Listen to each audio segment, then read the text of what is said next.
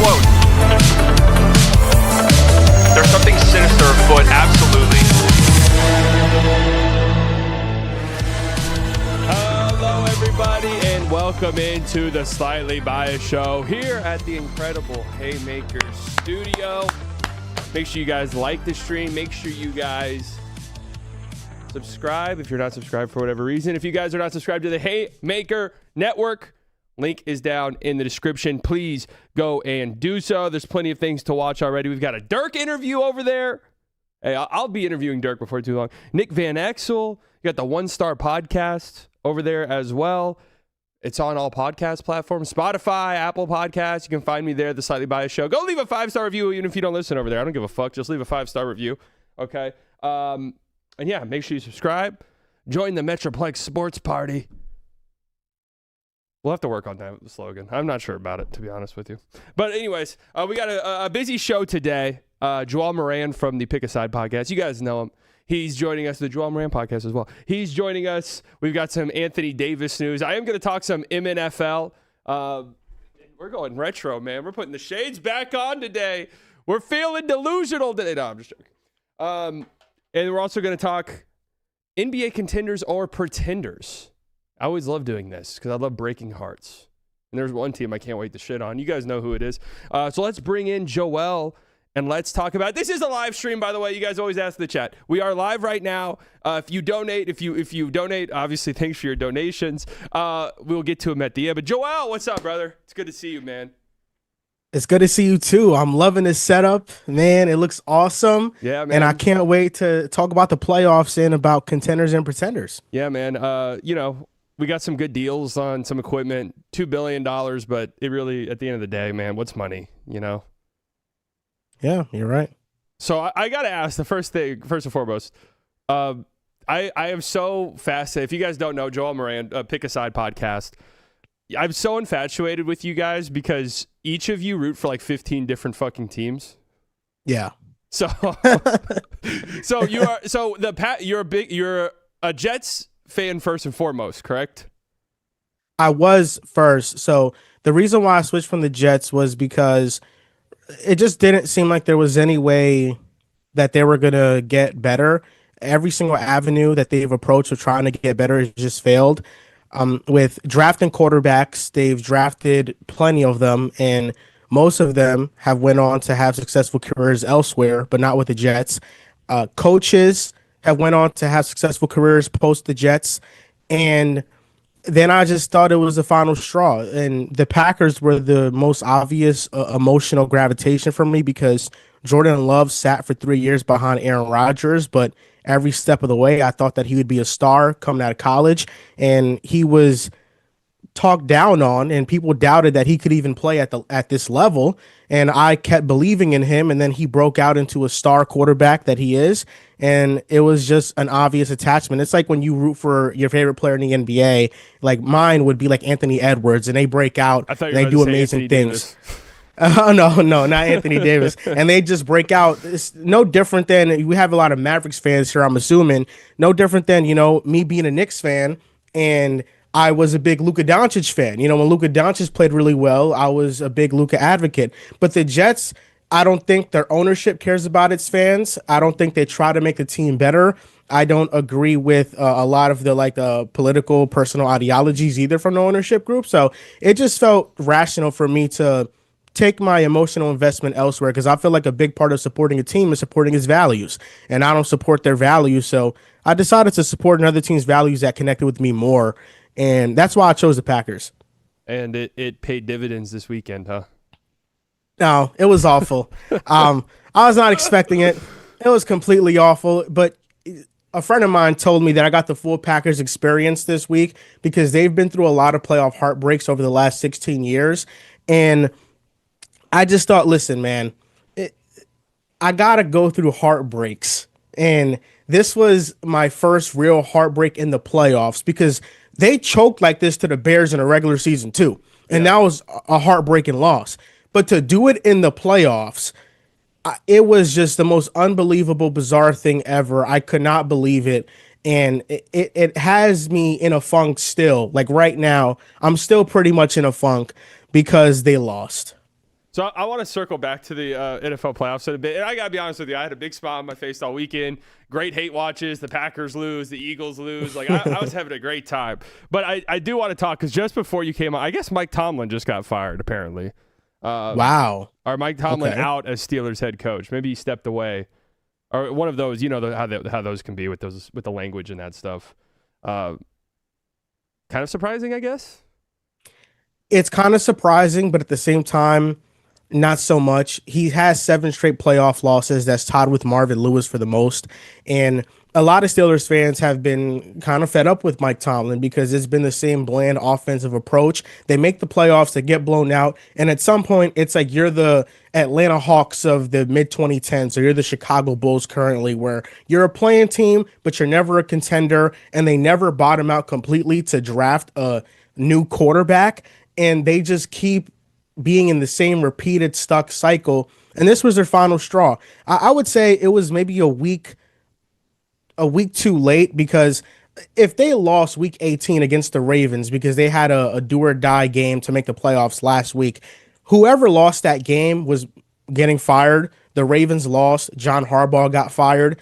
If the Steelers lost that game, I think that Mike Tomlin would have got fired too. So it's good that the Steelers didn't change their process and approach.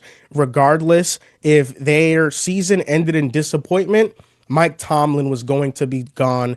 And I don't think it's the wrong approach. I think he's been the coach long enough, and they need a new philosophy in Pittsburgh, because with Mike Tomlin, they just have had no playoff success.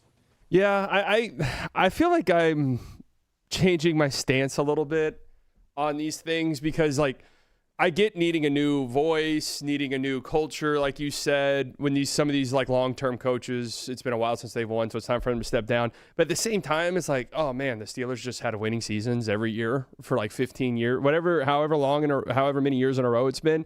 It's like, that's pretty hard to replicate.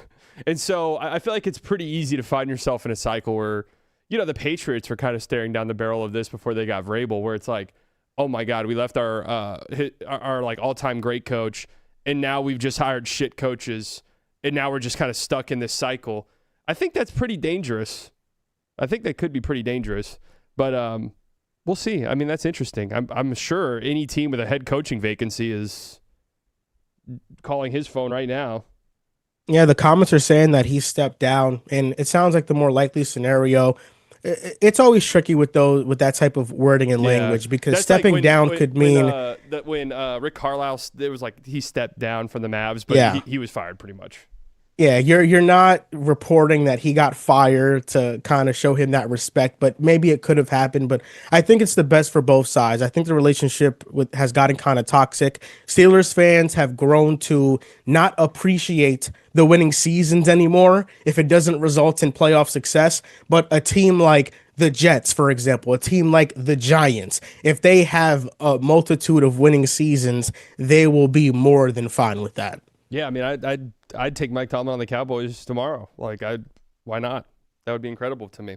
But right before you came on with that, I mean, it's a big news day, I guess. And then it was also reported that Anthony Davis is going surgery to repair ligament damage in his left hand and will miss several months. Not really that surprising because that was reported a few days ago. Once the second opinion stuff comes up, guys are getting surgeries. I mean, hardly ever has there been like a second opinion where the second opinion was good. But the more interesting thing to me is Shams followed up this tweet with another tweet that said, the Mavs are having renewed Davis trade talks with multiple interested team. If moved to a playoff contender, the return timeline can allow Davis to return during the postseason. So I've done the Anthony Davis stuff on here a million times already. And to add to this weirdness, Anthony Davis himself tweeted under one of these reports saying lies. So I don't know what the fuck.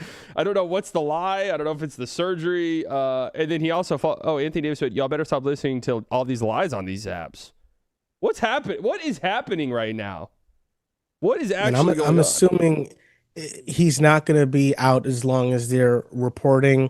It is unfortunate just how off the rails everything for the Mavericks has gone since they traded Luka in regards to the return they got for him. When Kyrie gets hurt, Anthony Davis gets hurt, because I thought there was a potential chance for this team to compete for something meaningful if they all stayed healthy, and that just hasn't been the case. The bright spot is that Cooper Flag has come in and he saved your franchise, and he has been awesome. And he's been a true cornerstone player that you want to build around moving forward. The unfortunate part is like the idea of having these stars healthy, it just hasn't materialized. But Anthony Davis, man, I just can't believe the ways in which he gets hurt, because the torn ligament on the play when he was driving, it really didn't seem like it was going to be that bad to put him out for that long. It's just unfortunate what's been happening to Anthony Davis with these injuries as of recently, and it's really only happened since he's gotten into Dallas, because he was relatively healthy with the Lakers for a while, and then he got traded, and then he started getting banged up again. I know it is. I do feel badly for the guy. I mean, it's why I think the Mavs should trade him. Like, if I were AD, I've said this a million times, I'd want out. Like, I want to go somewhere else, because this is just so toxic. And I didn't ask to be here. No one wants me here. It's just anytime I get hurt, the whole entire fan base is like, I hate this fucking guy. And it's like, dude, I didn't want to be here either. Like, chill out. Mark Stein did say there's optimism in Dallas that Anthony Davis could return at some point in March. So, okay. I mean, I guess we'll see. But, I mean, by that point, the Mavericks will be like 30 games below 500. So I don't really get that. What is your so just you're a Knicks fan. What is your kind of opinion on AD trades? I just want to know as like a neutral observer, because I think it's hard for Mavs fans to really gauge the market. I don't think the Knicks would be interested in AD, but do you think like an AD market could materialize? Do you think in the Eastern Conference, right, if a team like Atlanta or Toronto swung an AD trade, that it could swing the balance of power in the conference? If he's healthy, I think so. And I don't think there's much of a market for Anthony Davis, just truthfully speaking, because of the injury history and the big contract. You also have to worry about that. But when in regards to Anthony Davis, like, I do think that the Atlanta Hawks make the most sense, because the Hawks might not have to trade much. Risa Shea, CJ McCollum, if he's eligible to get traded, sometimes those rules with the CBA is a little bit tricky. When somebody else gets traded from another team, you can't trade them to another team after that. But the salaries would match, and they could maybe bring on Anthony Davis. But then it's like, Atlanta, do they want to go all in with AD this year? I think there's a market for him, and what that market would be, I think, would be a young player and a first round pick, but I don't expect anything more than that. I don't think that they're going to get a ton of assets back for Anthony Davis.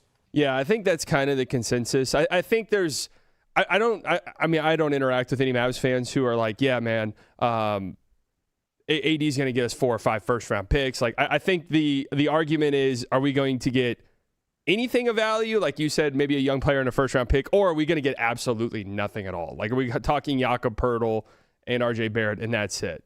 To where I've constantly argued, like, that's such a horrific return that you just keep it Anthony Davis at that point in time. Like, you're trading the best player in the trade for 2 worse players on 2 terrible contracts. It just makes no sense. But wait, there's another new Anthony Davis tweet. Wait, some stuff's going on. Abby Jones, what did she tweet? It got deleted. She tweeted something that got deleted, and the AD said lies, but y'all keep listening to them. What part is the lie? Can we get to the bottom of this, somebody? What is going on? Just absolutely crazy shit happening right now on Twitter. But yeah, I mean, the AD trade stuff's interesting to me, because I do think, Atlanta, Toronto, I don't know. I do think the East is pretty wide open, and this is a nice segue, I guess, into something else I wanted to talk to you about. NBA contenders are pretenders, just kind of looking at it, from a mile away, just kind of looking at all of these teams as we get close to the trade deadline. What teams are actual contenders and what teams are pretenders? And I guess let's just start with the Knicks, right? Because we just talked about them in the Eastern Conference. Like, when I say contender, I mean legitimate championship contender. Do you think the Knicks are a real contender or a pretender at this point in time? I think right now they're a pretender. And I think they're a pretender because mostly they've been kind of banged up throughout the season. Josh Hart, his absence has been huge for the team, and I think he brings a lot of energy on a nightly basis. I think they're pretenders because of the defense. I think Brunson and Cat, it's hard to build a competent defense around them. They're going to have more than enough offensive firepower, but will they be able to hold up defensively to knock off a team like Denver or OKC if they make the NBA Finals? And that's the view I'm looking at it from right now. I do think that they probably should be favorites in the East. I know that Detroit is the first seed, but I give the Knicks grace. They just beat them in a playoff series, and I think Jalen Brunson is still, he would be the best player in that series, and we have OG Anunoby and Mikal Bridges, but there needs to be more effort. I've liked what I've seen from the Knicks this year in terms of the bench utilization, in terms of the offense. It's better, it's more fluid. They move the ball more, but the effort, it's just so inconsistent. Like there are some nights where I will see the Knicks light it up and they look awesome, they look like the best team in basketball. And then the other week, like I'm seeing them on a couple game stretches where they get blown out by the Hawks, they get blown out by the Pistons, and they just don't look like they're checked in and they're really engaged at all. So I've gotten different versions of the Knicks this year. I would like to believe that they could get to the level of being a contender, but right now they have just been too inconsistent as of recently for me to have the utmost confidence in them. Interesting, because they were my pick to win the East coming into the season. So I guess that maybe that leads me to another question. Do you think there's any Eastern Conference actual contender like that can compete with some of these Western Conference top dogs? I really don't. I think the Pistons possess the grittiness to do it. Would and that be your number one pick in the East right now? If you're a little the bit Pistons iffy on would the be. Knicks? Yeah, the Pistons would be. I got to give that respect because, last year our series went to 6 and they didn't have Isaiah Stewart, and it could have very easily went to 7, and that's without Isaiah Stewart. Isaiah Stewart is such a game changer defensively that him guarding Cat for an entire series can swing that series. And we saw the other night when the Pistons played the Knicks and Isaiah Stewart was guarding Cat, Cat had an awful game. So the Pistons, I feel like they have the defensive moxie to make it out the East, but their issue is going to come down to perimeter shooting. Duncan Robinson is like their most reliable outside shooter. Asar Thompson is not somebody you're relying on to shoot the ball. Tobias Harris is inconsistent. I think that if they make a trade for the one person that I think makes the most sense for them is Michael Porter Jr. I think if they can land Michael Porter Jr., they would be, I think, a clear favorite out the East because I'm a bit of a believer on what MPJ is doing in Brooklyn. Not that he's an all NBA caliber player or anything, but I think he's always been an upper echelon role player with Denver averaging 18 and 7. He's always shot the ball well. And then in Brooklyn, he's being used more off screens and isolations. And he's shown that he can add that aspect to his game. If he goes to Detroit with a playmaker like Cade setting him up, and then he also being able to be a scoring option for that team, I think that gives them like a legitimate boost offensively because I don't view Michael Porter Jr. and Lauri Markkanen as complete opposites in terms of where they rank in the hierarchy amongst NBA players. I think Michael Porter Jr. is just as good as Lauri Markkanen, and they're both players on bad teams that got opportunity and they're lighting it up. But I think MPJ, because of his history, probably is going to cost less assets, and he's on a much cheaper contract on a shorter deal. So I think the Pistons should go out and they should make a move for MPJ, and I think that would propel them over the top. Interesting. Yeah, I mean, I'm a little bit iffy on the Pistons, and I've heard the MPJ, the Lowry ones. I've been banging the table on this, and the Clippers have been red hot lately, but they make so much sense as a Kawhi team, and I think that's the type of guy they need because, I mean, for me, the thing with them that I get hesitation about is like the three-point shooting, obviously, but they don't have a real reliable secondary creator at all in their team, and that comes back to bite you in the ass always in the playoffs. I mean, I can't think of a team that doesn't have a reliable second guy where that weakness doesn't get exposed badly in the postseason. And that's why I like a guy like Kawhi. Because even MPJ, great shooter, obviously, what he's doing in Brooklyn. I mean, I watched him play the Mavs last night, and he's just, when he gets on a burner, it's absolutely unbelievable, the shots he makes. But I still, in a playoff setting, do I trust MPJ? Till I'd be like, hey, man, we need a bucket right now. Like, Cade's on the bench. Can you go get us a bucket? Not really. So that's why I'm a little bit concerned with like the Pistons. The Celtics, right now, the Celtics are my number one Eastern Conference team.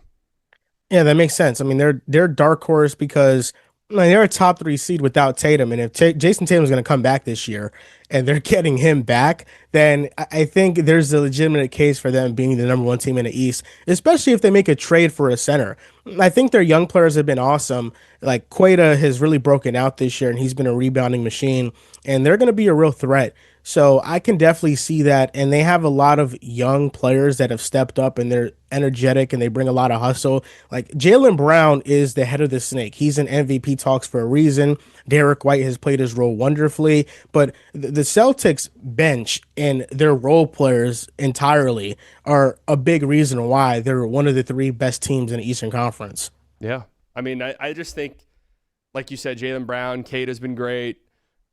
And then you get Tatum, potentially, like an 80% Jason Tatum going into the playoffs. I mean, that team is nasty, and I think the East is just so wide open. What about them? Okay, like, bear with me here when I say this, because obviously your initial gut reaction would not tell you contender, but what about the Mavericks, man? They are a contender. Hey, they beat the Nuggets twice. They beat the Rockets twice. Don't let them get into the playoffs is all I'm saying. They are a contender for a top 5 pick. Okay. I would say. Hey, I'll take that one as well. I'm going to derail this because this AD stuff is actually crazy. Can you guys share my screen on this? Because, all right, this is hilarious to me. Anthony Davis, prior to today, had not tweeted since July 19th of last year. And then before that, he hadn't tweeted since October 27th of 2024. But today he has tweeted 3 times. Y'all better stop listening to all these lies on these apps. Lies, but y'all keep listening to them. What is going on in Dallas, Texas, man? This is insane. This is just a hilarious sort of like to wrap up this entire Luka Doncic trade saga. Is Anthony Davis goes out with a season-ending injury, or I guess not season-ending, and then maybe gets traded, and then there's drama on the way out. Just kind of a hilarious end of this whole thing. I'm actually interested in your take on this because this is kind of ties to this. Have you been following the Rich Paul stuff? I have on his podcast when the clips pop up.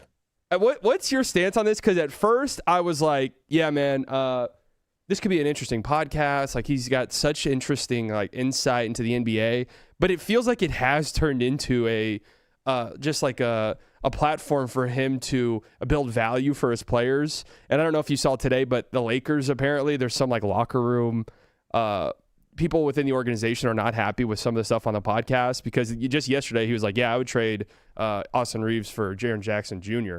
Like, is this not like bizarre? It is. I think it's been an awful product. I've watched some of it, like the clips. It's been terrible. And I thought it'd be great because I love Max Kellerman. He's like legitimately great. Yeah, what I haven't liked about it has been, I feel like Rich Paul tries to like one up and big bro Max Kellerman in any opinion that he has. Like Max has an opinion and Rich Paul's like, no, it's this way. Like they had this argument about the reason why the Michael Jordan's first shoe was red, Max Kellerman stated, was because the Bulls.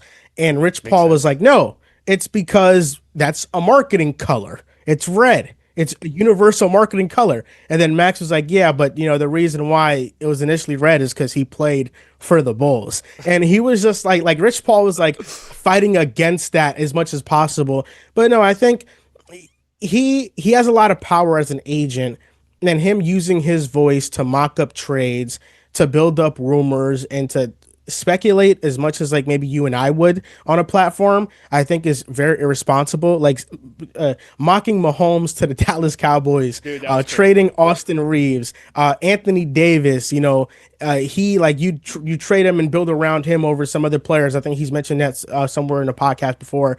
I think that has been very irresponsible, and I can understand how that would rub some players the wrong way because he is stirring up controversy. And one thing that I've learned about media is that whenever you see clips surface, especially on these parody third-party NBA accounts, it isn't for no reason. There is real marketing money and budgets put behind that. They have a budget. They DM these accounts from their podcast accounts and they ask them if they can post these clips and tag their podcast, and they will pay them a monthly rate for an X amount of clips. And all those clips you see on social media and Twitter, they are being funded behind a marketing budget. So this is very much something that they want to get out there. They are purposely curating the clips they want to get out there, and it's just an entire operation. So this is very calculated, and that's why I think it's irresponsible what's happening. And I think the entire product,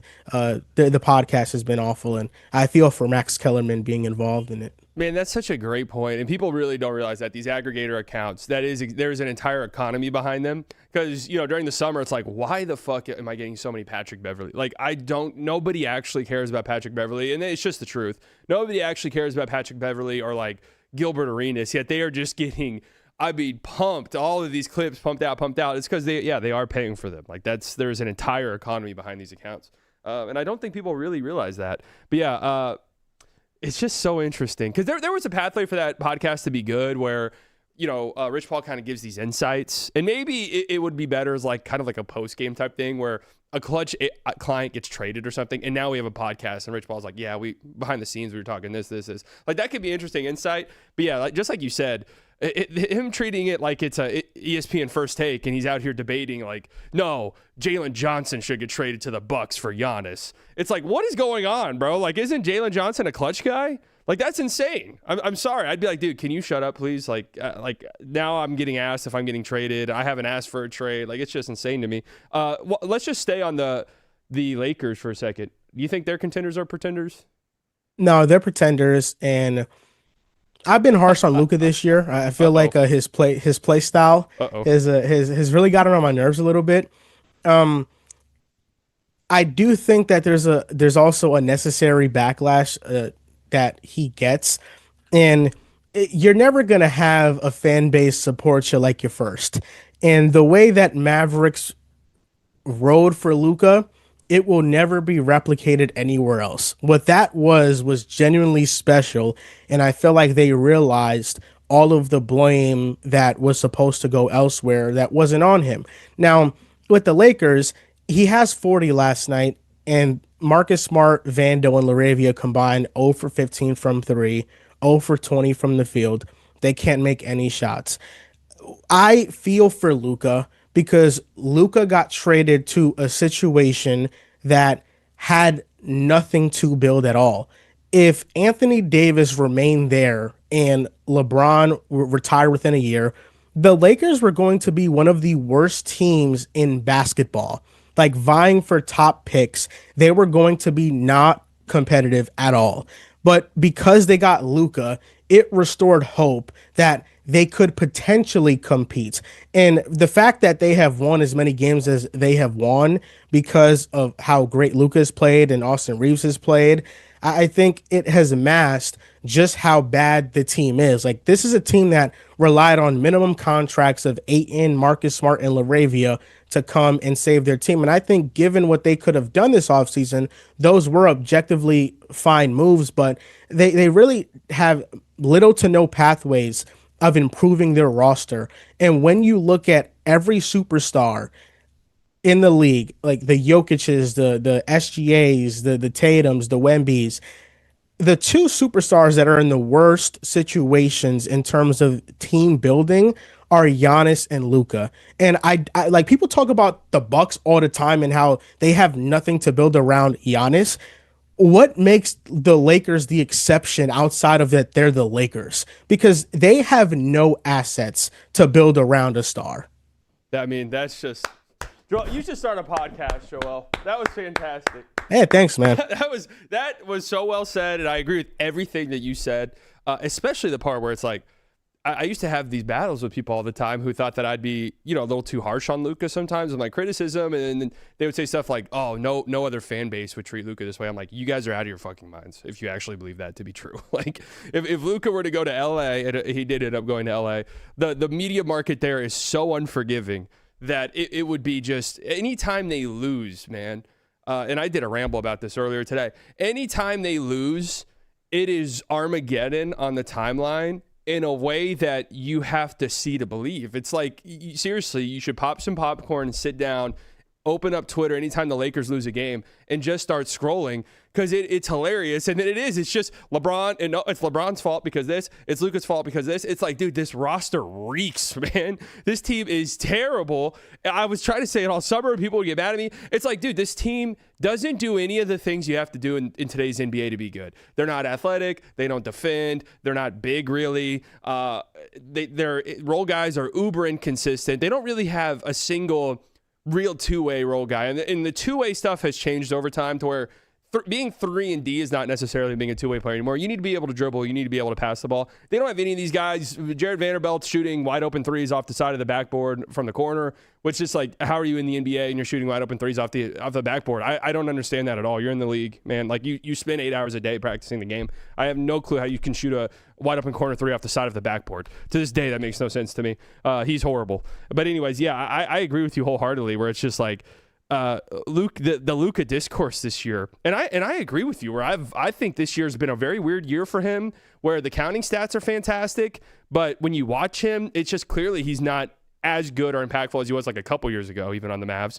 But he's still been great, and the flaws of that Lakers team they're so glaring that now over this past month or two, it's impossible for these guys to hide it anymore. So. Yeah, I mean, I knew you were going to say pretender because no one believes in this Lakers team, but I just wanted an opportunity to shit on them because it's fun to me because I really dislike this franchise, and it sucks because I want to root for Luka, but the fact that the Lakers are the team that lucked into him, and like you said, they were going nowhere. It's not like Rob Pelinka had this team positioned and they were like, okay, we've been accumulating assets to go after a guy like Luka. Like he just fell ass backwards into their lap, and it's just like, okay. Whatever, man. Of course the Lakers are the team. How about Houston? They're pretenders. I think that they have a pathway to contend though, but number one, we gotta like be real. Like Kevin Durant being your best player leading you to a championship, that hasn't happened. And at no point in his prime, in his career, it hasn't happened. Has there been some unlucky moments? Yes, there has been, but the truth is the truth. They don't have, I think, the requisite consistency from their role players, specifically Jabari Smith Jr., to make a run. Most of their losses this year have been embarrassing because of Jabari Smith Jr. He's just been playing awful, and he really hasn't provided the value that they needed him to provide, especially after signing an extension this past offseason. But I just think the other West teams are better than them. It's hard to trust how a man will look in the playoffs if they're leaving him open from 3 the entire series. Alperen Şengün, I think, will be fine, but he's a little bit inefficient. And then Kevin Durant, we've seen in playoff settings that he will be lackadaisical with the ball. You know, the turnover numbers for the Rockets have spiked because he's been on the team, because he's very loose with his handle. He makes poor passes, and that's just the reality of the situation. And I think that it's very telling that the Phoenix Suns have, I think, a better record than them right now. And in this current moment, the Phoenix Suns, who we all thought would be a bottom dweller, and they trade Kevin Durant, who's a top 10 player in the world, and they get back Dillon Brooks and Jalen Green. And Jalen Green hasn't played all year. And Dillon Brooks has averaged 20, has played defense, has brought a sense of identity and hustle to the Suns, and now they are a better regular season team than the Rockets. I think that that's telling, and I think that there is something to be said about, I think, the nonchalantness that Kevin Durant plays with that maybe translates from team to team. But I also can't put the problems on this Rockets team on KD, because Ime Udoka said it the other night, like they're relying on a 37-year-old to carry them when, you know, this is supposed to be a young team that added a vet, but he's not supposed to shoulder the load consistently like he has been with the Rockets. I just don't think that this season has really gone to plan as of recently, because they started out really hot, but as of recently, they tailed off. Yeah, and I mean, Şengün missed like a week or two, to be fair, but the Rockets are really interesting to me. They're kind of similar to the Pistons, where it's like all the numbers, all the advanced stuff says this is a contending team, right? Like right now, the Rockets are 4th in offense, 4th in defense. But when you watch them, there's just something that's missing.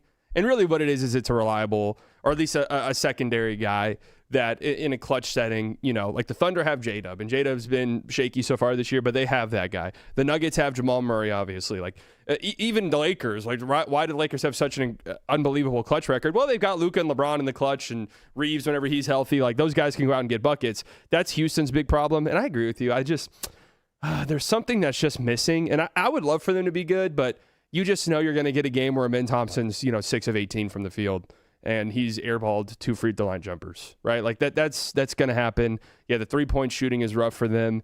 I think you're probably going to get a couple Şengün games because they're still a super young team.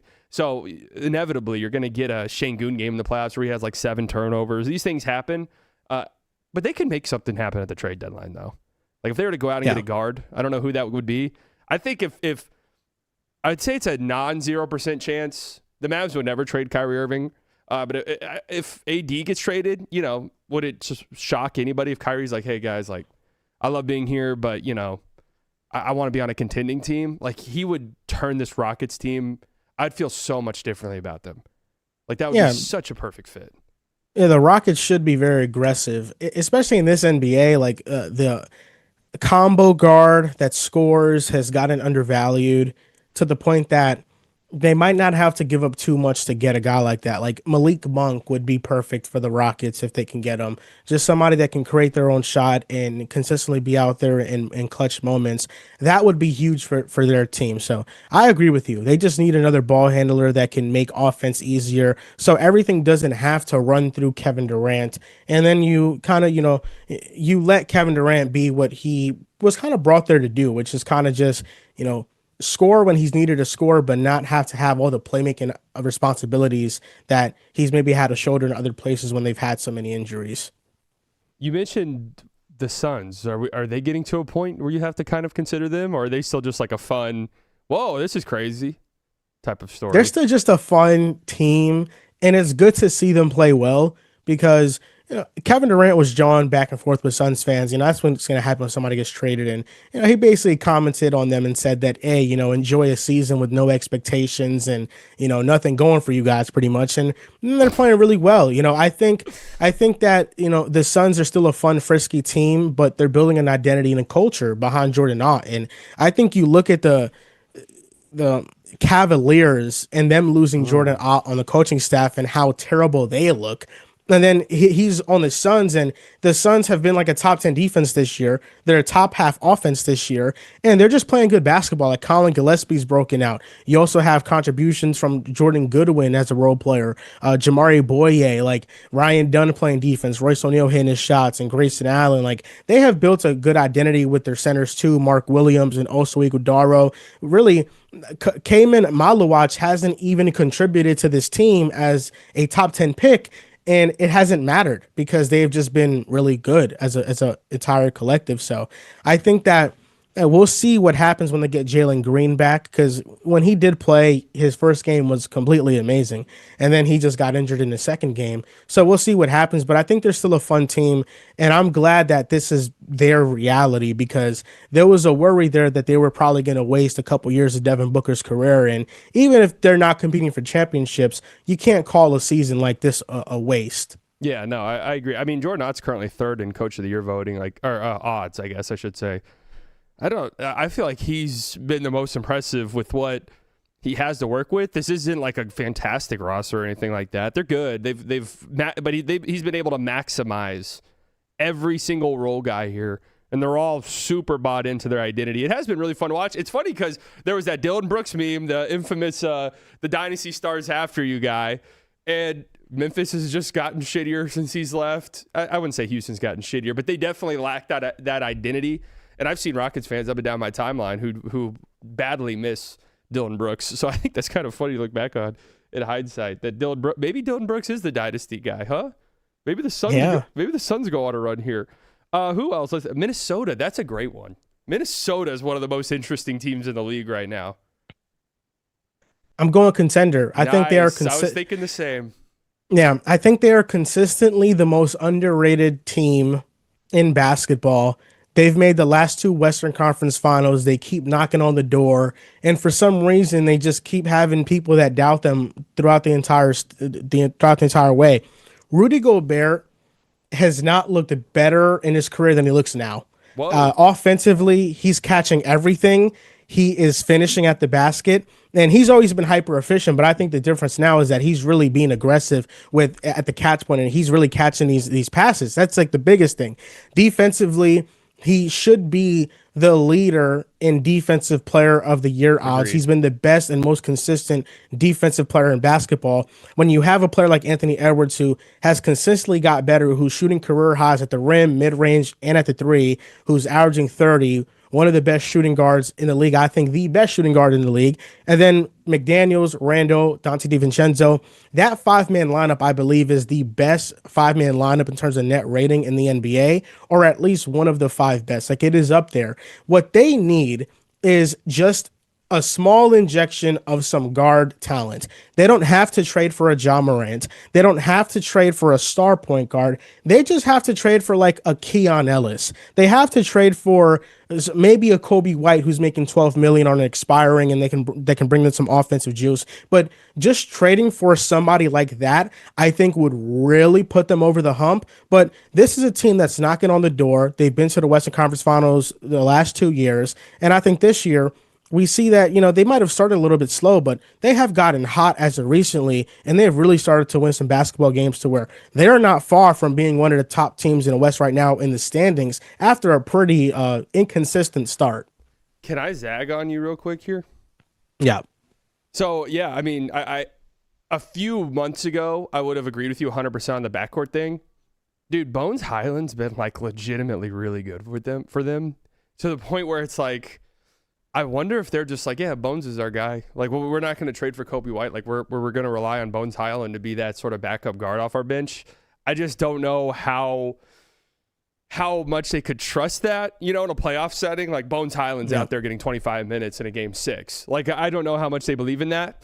I wonder if they're sneaky. They go after maybe some of these guards, or I'm sorry, not guards, bigs in the trade market, because this has always kind of been the case for them where Rudy Gobert has just been one of the more insane on-off guys in the league, and it's because their defense just completely unravels when he checks out. Their defense is 16 points better when he's on the floor versus when he's off. I mean, that is just ungodly. That's unreal, right? That's like literally, and I agree with you. I think he should be the front runner for Defensive Player of the Year right now, assuming that Wemby doesn't get to 65 games, which I think everyone kind of assumes. But could they go out and get one of these bigs that might be available?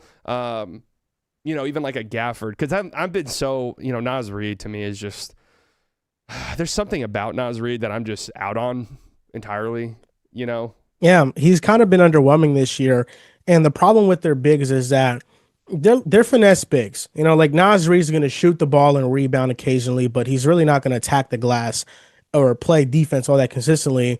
And Julius Randle's effort issues are inconsistent across the board, even dating back to his days with my Knicks. So they need somebody, like I agree with you, they need somebody to kind of replace those Rudy Gobert minutes and keep them sustainable, keep them just treading water so they don't get blasted when Gobert's on the bench. And I think that would make them a much better basketball team. So there are a lot of different ways that they can go with it. Maybe they can keep trusting their internal development and with Dillingham and Bones Holland and just trusting their guards there. But yeah, I think Minnesota, they're going to be right in the mix. And I think a big reason for that is because of Rudy Gobert's impact. And I think the biggest reason is because of Anthony Edwards. I just think that he's one of the best players in basketball. Yeah, I mean, I agree that they're contenders too, or they at least deserve to be in that. Maybe if you're one of those people who are just, hey, the Thunder are kind of by themselves, or maybe the Thunder and Nuggets are by themselves. The Timberwolves are at least in that next tier. And I've kind of become a believer to this where it's like, some people have argued it. Maybe Anthony Edwards just deserves to be a most improved player every year, because it is like every single season. I mean, he's at 41% from three, man. Like the fact that he's turned into not just a good three-point shooter, but genuinely one of the absolute best, maybe even the second best behind Steph Curry, three-point shooter in the NBA. When you factor in the difficulty in his shots and how many of his threes he self-creates, it is insane. I mean, it really, his development is just unbelievable. And I mean, they've been to 2 straight conference finals. So yeah, they deserve to be in the mix as much as anybody else has. Like if you think Houston's a contender, then you got to at least respect this Timberwolves team. I agree. The Timberwolves are better without him off the court, Chitley. And I don't know, my chat right now, they call me Chitley, which, are you familiar with that No, I'm terminology? not. When you add CH to the start of someone's name and it's chunky, like people call Luca Oh, Chuka. I see. Okay. I mean, this is just my chat just disrespects me every single step of the way. It's unbelievable. I don't know how y'all's community is with you guys, but it's just torture for me just logging in every day. But anyways, yeah, I know that the Timberwolves have a better on-off rating when Anthony Edwards is off the floor, whatever. My eyeballs tell me that that's one of the best players in the league, so that'll probably even out. The Spurs. I'm gonna go yes. The Wemby effect is real. I think he's probably the most impactful player in basketball. He's up there with anybody. But the role players are like really good, man. Like De'Aaron Fox, all star. Stephon Castle's been really good. Harrison Barnes has been consistent. Julian Champagnie has been one of the better 3-and-D players in the league this year, and he really torched my Knicks and was hitting every shot imaginable against us. Keldon Johnson, That was the I 11 think threes is game, right? Yeah. Keldon John, I think it was on Christmas Day too. It was like a day before Christmas. It was one of those. Keldon Johnson, I think he's one of the more underrated like tone setters in the league. He kind of has that Dylan Brooks to him where he brings a lot of hustle and energy and tenacity to the court. And maybe that has gone under the radar because of how bad the Spurs have been as of recently, but it's really showing this year. He can rebound as like a 6'5" guard / forward hybrid. He can shoot the ball. He can drive to the basket. He plays with a lot of passion. And then you have Dylan Harper, Luke Cornett as a backup big. Like they have a lot of depth, and I'm a big believer in the Spurs. And this year, I was kind of hesitant of maybe like, are they gonna like they're gonna go from a play-in team or at least an out of the playoff team to a playoff team, but can they make that other jump to contender status? And the more I watch them, the more I am sold that they can. Yeah, I mean, I agree with you that I think they are contenders. And the main reason is, you know, when you have Victor Wembanyama, who could be the best player on the floor in any playoff series, that is always going to give you the chance to win. The thing, you mentioned how they've been struggling lately. The thing that the detractors could point at and say, well, yeah, look at their guards over the last, couple of weeks. Castle's been struggling. Harper's been dreadful. And that could be okay, in the playoffs, you're so green. These guys are so young. A couple bad games from those guys and your season's over. So that would be the thing that I could definitely see as the reason why they could lose in round one, maybe. I mean, I don't know. We see these young teams all the time that we believe in go up against veteran, savvy, older teams that maybe aren't as good or as athletic, but they just know how to win in the playoffs. I could definitely see that. But, man, when I watch Wemby, dude, I mean, it's next level. And, obviously in the playoffs, Wemby's not going to be on a 25-minute restriction. So you're going to get that full impact from him. And he's been sixth man of the year farming lately. Like he's been coming off the bench. I think it'd be hilarious if they just went that route with him all year and he ended up winning sixth man of the year. But speaking of sixth man of the year, you mentioned Keldon Johnson. Like that right now, I think he'd be my sixth man of the year pick. Sixth man of the year is just so weird. But yeah, he's such a tone setter for them. It's crazy. But I can't wait for that. I'm so happy they're 27-12. I'm so happy. Knock on wood, obviously. I'm so happy we're going to get them in the playoffs and see Wemby in the postseason because he's just got some motherfucker in him. Like, he's got that dog. He's got that mean streak that you need. I cannot wait to see it. Obviously, Denver, yes. Yeah. Yeah, I mean, what really needs to be said about them? Crazy that they're still winning games. Like, they're just now clawing together these wins. That could really help them out in the long run. Peyton Watson gets these minutes. You find something and like Jalen Pickett, and he can now become like a rotation guy. We see that happen. Are you concerned? I love this stretch for the Nuggets because Jamal Murray is kind of proving that. Yeah. If I did have my own team, I could do my thing too. Yep. I'm just not Jokic reliant. I'm a star in my own right.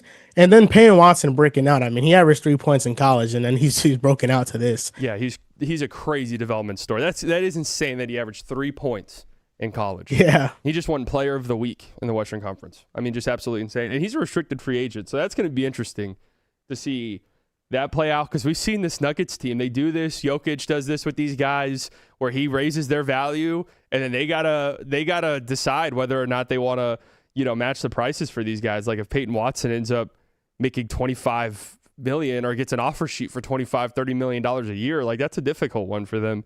Are you worried about the Thunder at all, or? Yeah, I'm kind of worried about them. Not like in the sense that they're not going to be contenders or anything, but I'm worried about Jalen Williams the most. I know he's coming off an injury, but he has kind of been so bad for them this year. And because they won a championship, it has also been ignored that he was pretty inconsistent for most of last year's playoffs too. He turned it up in the Minnesota series and in the finals in moments. He really turned it up, but he really had some bad moments against Denver. And I still don't trust him to be that secondary creator consistently next to Shea. So that kind of is my concern with OKC. And I just think the role players have not shot well at all. Like they had a lot of things break their way on the pathway to the finals, not from like an injury standpoint or anything. Just, they were one of the worst 3-point shooting teams in the NBA playoffs, and they still won the championship. But it's not like it was easy. They went 7 with Denver. They went 7 with Indiana. These were hard-fought series, and now it feels like they're even worse at shooting. Lou Dort's worse at shooting. Caruso's worse at shooting. So if they are not going to hit their shots, it's going to be really tough for them to go back-to-back. Yeah, I agree. I before the year started, I thought this would be kind of similar to some of those Warriors years where we would just get to the playoffs and it's like, oh, this team's a buzzsaw. Like, there's no point in even really playing this out. I still think I'd pick them to win. But yeah, I mean, I'm definitely the shooting is the number one thing. Like, I think I could maybe look past this J-Dub stretch. But yeah, I mean, the role guys shooting this terribly is something that will lose you a playoff series. And it almost did a couple of times last year. And then, Luck Dort in game 5 of the Nuggets series, I was there, literally saved their season with his 3-point shooting at the end. Like, literally saved the year for them. So I guess that's maybe why I give them the benefit of the doubt is I've seen these role guys, even though their percentages aren't very good, save their ass at times shooting-wise. Before we go, NFL playoffs, we talked about it a little bit at the top. Who's your team? Who do we think's winning the Super Bowl? It's so wide open. It's kind of crazy. Yeah, so NFC. Did you think this the Packers weekend, were going to win the playoff, the Super Bowl coming into it? After Micah went out, no. When Micah got hurt, I didn't think it was going to happen anymore just because their defense had fallen off a cliff. Well, you got Trayvon the Diggs. Offense was, yeah. He didn't even play. Yeah, that's why he got one play. Yeah, man. He should have played more, man. He shot next to was getting burnt out there. Yeah. But I have the Seahawks over the 49ers. I have the Rams over the Bears. In the AFC, I have the Bills over the Broncos, and I have the Patriots over the Texans. So the AFC championships and the NFC championships, I have the Bills, Patriots. I have the Seahawks, Rams. I'm going to take the Bills. I'm going to take the Seahawks. Bills, Seahawks is my Super Bowl. And I'm going to go with the Seattle Seahawks. They were my team to win it coming into the NFL playoffs. Just when I started my bracket, they're the one that I had the most confidence in. The one thing that can derail them from winning is Sam Darnold. Sam Darnold is, you can flip a coin, and that's the playoff game he's going to have is going to be good or bad. That's the chances that he gives you. He is so talented. He's so great. He can make every throw in the book, but he is so erratic. And there are just some bone-crushing decisions that he'll make that the Seahawks better hope he doesn't make in a postseason setting, or else their season's going to be over. But if he can play good football, then I think that the Seahawks are not going to lose. I think that they're going to win the Super Bowl. Yeah, so I mean, I don't follow the NFL really much anymore, so I don't have like the like hard hitting analysis. My analysis whenever I was making my bracket was I closed my eyes and tried to imagine things, and I just could not close my eyes and imagine Sam Darnold winning a Super Bowl. Like that was one of the things. It was like I just cannot. Oh, that's fair. How did that make you feel as a Jets fan, by the way? It made me feel kind of like vindicated and justified for leaving the Jets, honestly. But like last year when Darnold broke out, I predicted in the offseason that not only was he going to break out, but he was going to do it with the team he did it with in the Vikings, because I predicted the Vikings would sign him and he would revive his career there. So I was happy for Sam Darnold, and it kind of just like reaffirmed everything that I already thought. And it's like that the organization has failed these players more than these players have failed this organization. And I don't know when it's going to change or turn around. No, I even though like there's some animosity still for me with them now. I do hope that one day they do become good. I think it'd be better for the league. They have a really passionate fan base, but they have to make the right decisions, and their ownership just consistently has not. And they have they're coming off an all-time bad season this year too. So I don't even know, but it just kind of reaffirmed that the players always had the talent. It's just they were put in a bad position to succeed, which is unfortunate because I was all in on Sam Darnold with the Jets.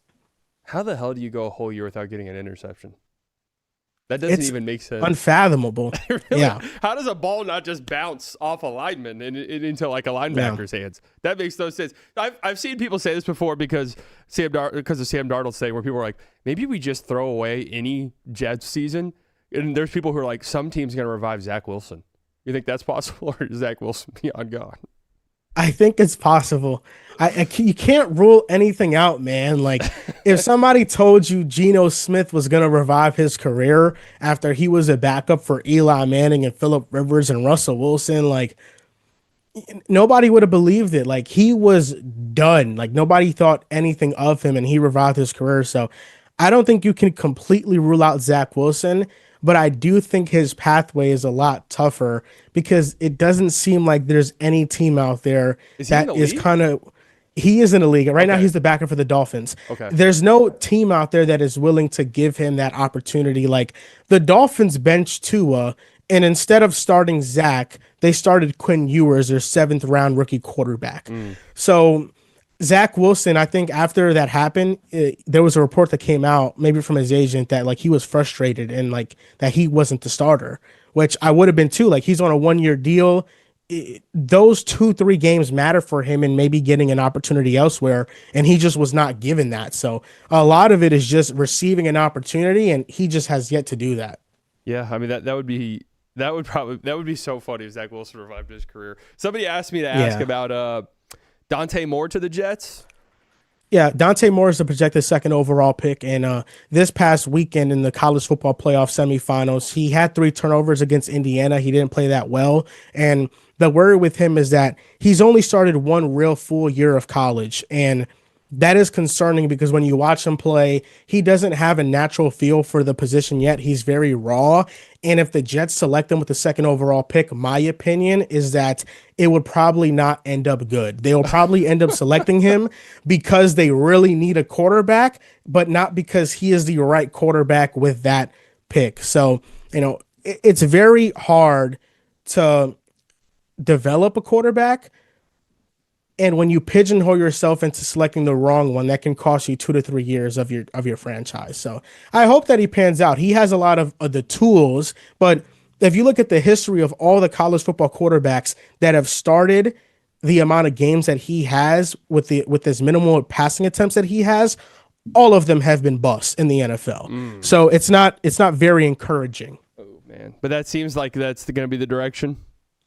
It does seem like it will be the direction, yes. Well, hey, let's hope for the best, man. He did game my Texas Tech Red Raiders, so best of luck to him. There's that. Best of luck to him. Before, I don't know if I can show you my screen. I wanted to just show you my NFL prowess before I let you go with my preseason NFL picks, which my community laughed at me, and we looked at these last night, and my God, it's unbelievable how you have to see them to believe them. Can we get my screen on here, or is that not a thing we can do right now? Because okay, they say it's not. All right, well, that's unfortunate. I'll just read some of these out then. This is great content. Okay. I had the Bills winning the AFC East, but they did make the playoffs, so I'll pat myself on the back for that. I had the Jets going 5-12. I mean, I gave them a little too much credit. Yeah, it's not bad either. I had the Patriots missing the playoffs, but I had them 9-8. So that's not, Yeah. The Patriots were a surprise team this year. Not a lot of people thought they'd make the playoffs, but I did think they would make the playoffs. I had the Ravens and the Bengals making the playoffs in the NFC North, or AFC North, 0-2 there. Yeah, it didn't happen, but it weren't like, I'm thinking of these as like off-season predictions, not bad off-season predictions. Thank you. Well, don't worry. It's about to get bad.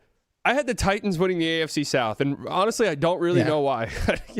Yeah. That's bad. Yeah, I had the Colts going 3-14 as well. So obviously they bottomed out at the end there, but I don't really know my reasoning for those. I had the Chiefs winning the AFC West. Whatever, man. Who didn't? Did you who thought they wouldn't? Yeah, I thought they would. They just imploded this year, but they'll be back. I had both the Chargers and the Broncos making the playoffs. So okay, AFC not that bad. I had the Packers and the Lions making the playoffs in the AFC North. Not terrible. The Bears 9-8. Not bad. I had the Bucks going winning the NFC South, whatever. They were a travesty. I had the Arizona Cardinals going 11-6. This was the one everyone made fun of me about. Yeah, there was a lot of pro Cardinals offseason stuff. So I can understand that perspective. But yeah, rough season for them. Well, that's not even my worst NFC West prediction. I had the Rams going 6-11. Maybe the Matthew Stafford injury stuff got to you. That's 100% what it was. Okay, because I was looking back at these. I was like, "What the fuck was I thinking with the Rams?" Yeah, we must have did this because people were like, "He might not play this year because of his back." That was like a thing. Yeah. Okay. Yeah, that it just was. made me feel a lot better about myself, actually. Well, no, because actually this was the worst one. I had the Giants going 11-6 and making the playoffs. Yeah, that's bad. What was I thinking there, man? I got the Cowboys right on. I thought they'd win 8 games. Like that's just I could predict the Cowboys accurately. And then my Super Bowl was Ravens Buccaneers. So yikes. Yeah, not that good, but hey, most of the stuff you got right. You probably went 50% on your playoff teams. It's not too bad. Oh, look, we got it up on the screen now. Yeah, I mean the Giants going 11-6 is just hilarious, man. What was I thinking? I'd have to know. I'd love to go back and listen to what I said. But yeah, so this is just an example right here that vibes-based analysis, sometimes it's not the best. Sometimes closing your eyes and thinking about what team's going to be good isn't the best. Well, thanks for coming on, man. I had a blast talking with you today. Let us know where we can find you at. Thank you for having me on. You can find me at Joel V. Moran on all platforms, Twitter, Instagram, TikTok, and even on YouTube. And pick a side. You can catch me Tuesdays and Thursdays. We drop episodes twice a week. And then, that's where you can find me. Thank you for having me on. Yeah, man. You guys really do have a great show. So if you haven't listened to the Pick a Side podcast, you guys been friends for a long time. I mean, that's just the vibe it gives off, right? I'm assuming. Yeah, now, it feels like we've been friends for a long time because we've been doing the show maybe for 5 years now. It really is just it feels like you're at your hometown bar just chopping it up with your boys. Thanks. We appreciate it. Yeah, it's great. It's a great vibe. Well, thank you for coming on. Thank you guys for listening. You guys can, every Tuesdays and Thursdays here right now, soon to be every day. Make sure you subscribe to the Haymaker channel, link down in the description. Subscribe to this channel. Leave a like. You can listen on audio platforms as well, Spotify, iTunes. Is there any other ones? Google. I mean, I'm sure they've got one. The Slightly Biased Show. Thank you so much for tuning in. I'll talk to you guys later. Enjoy the rest of your day. Love you all. Bye-bye. Who's it gonna be? This is it! One more! Oh my God! My brain's gonna explode. My brain's gonna explode. There's something sinister afoot, absolutely.